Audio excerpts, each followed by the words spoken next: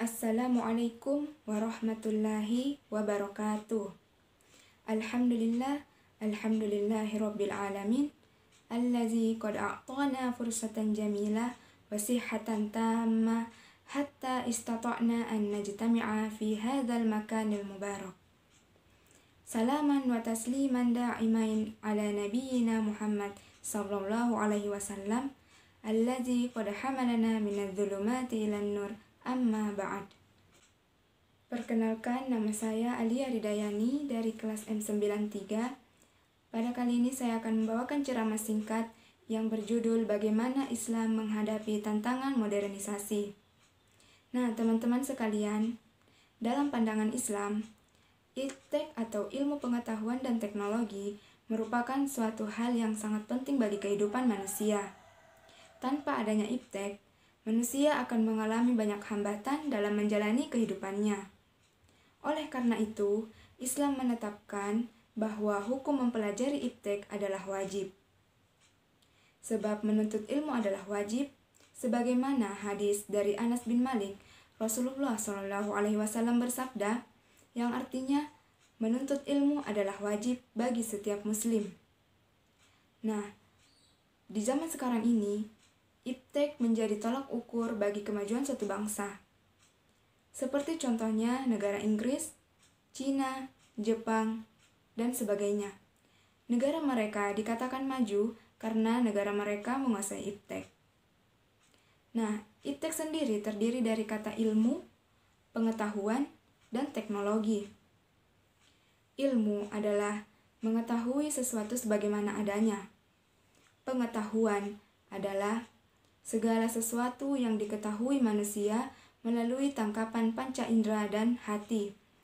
Dan teknologi adalah keseluruhan sarana untuk menyediakan barang-barang yang diperlukan bagi kelangsungan hidup dan kenyamanan hidup manusia. Jadi, IPTEK adalah suatu sumber informasi yang dapat meningkatkan pengetahuan dan wawasan seseorang di bidang teknologi. Lantas, bagaimana pandangan Islam terhadap IPTEK dalam bidang seni, ekonomi, politik, dan pendidikan? Nah, seni merupakan ekspresi kesucian hati, yang dimana ketika kita hidup dengan seni, maka hidup kita akan menjadi lebih indah, damai, dan nyaman. Cinta kepada keindahan merupakan cinta kepada Tuhan, karena keindahan adalah sifat Tuhan. Namun, pilihlah seni yang bersih dan beradab agar tidak menjerumuskan kita ke dalam jalan yang sesat. Nah, dalam prinsip ekonomi konvensional dan ekonomi Islam itu jelas sangat berbeda. Yang dimana prinsip ekonomi konvensional adalah berkorban sekecil-kecilnya untuk mendapatkan keuntungan yang sebesar-besarnya. Sedangkan dalam Islam, ekonomi adalah berkorban secara tidak kikir dan tidak boros untuk mendapatkan keuntungan yang layak. Dengan demikian, keuntungan monopoli dalam Islam itu dilarang. Karena keuntungan itu harus sewajarnya dan tidak merugikan orang lain. Kemudian kekuatan ekonomi ini membawa pengaruh eksistensi bagi suatu bangsa, yang dimana bangsa yang mempunyai ekonomi yang kuat maka dapat dikatakan sebagai bangsa yang maju. Nah, selanjutnya dalam bidang politik. Dalam Islam, politik disebut siyasah, yang merupakan bagian integral dari fikih Islam, yang dimana fikih Islam ini secara global membahas tentang masalah-masalah ketatanegaraan, hukum internasional, dan hukum yang mengatur politik keuangan negara. Kemudian yang terakhir yaitu di bidang pendidikan. Dalam Islam, pendidikan bertujuan untuk memanusiakan manusia, atau dengan kata lain, menyadarkan manusia atas eksistensi dirinya yang bertugas sebagai Abdullah dan berfungsi sebagai Khalifatullah. Modal dasar manusia untuk memfungsikan dirinya sebagai Khalifatullah adalah iman, amal, dan ilmu. Dalam kacamata Islam, sumber ilmu terbagi menjadi dua, yaitu ayat-ayat Qur'aniyah dan ayat kauniyah. Dari sumber ayat-ayat Qur'aniyah, muncullah berbagai disiplin ilmu, seperti teologi, mistisisme, dan lain sebagainya. Dan dari sumber ayat kauniyah, lahirlah ilmu-ilmu eksakta seperti matematika, fisika, dan lain sebagainya. Nah, sekarang kita masuk ke modernisasi.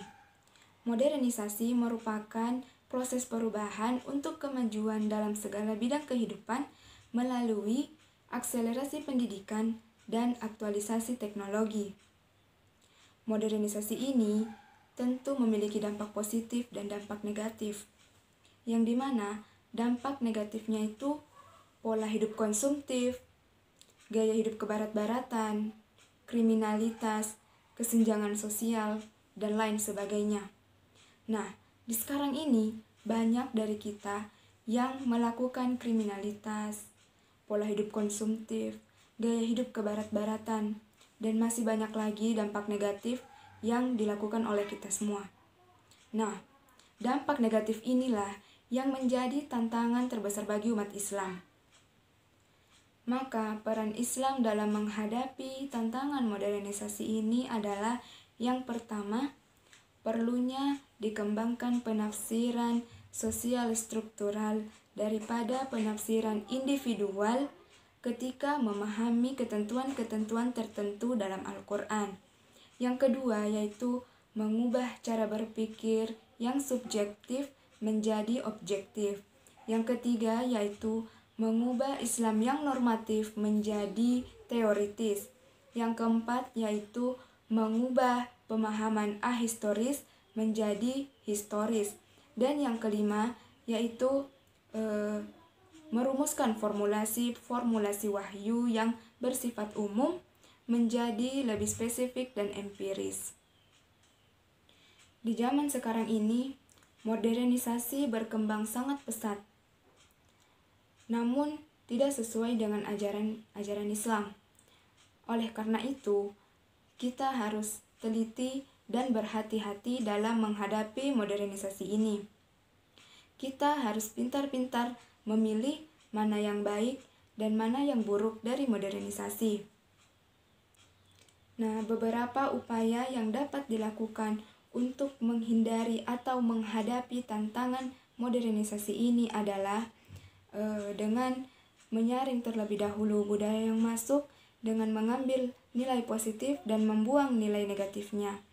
Kemudian mengikuti nilai-nilai Pancasila agar tidak terpengaruh dari modernisasi, dan mengikuti kegiatan-kegiatan positif dan bermanfaat, dan selalu mendekatkan diri kepada Allah Subhanahu wa Ta'ala agar selalu terjaga dari kemaksiatan.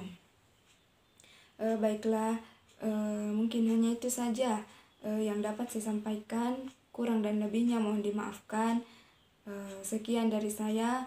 Wassalamualaikum warahmatullahi wabarakatuh.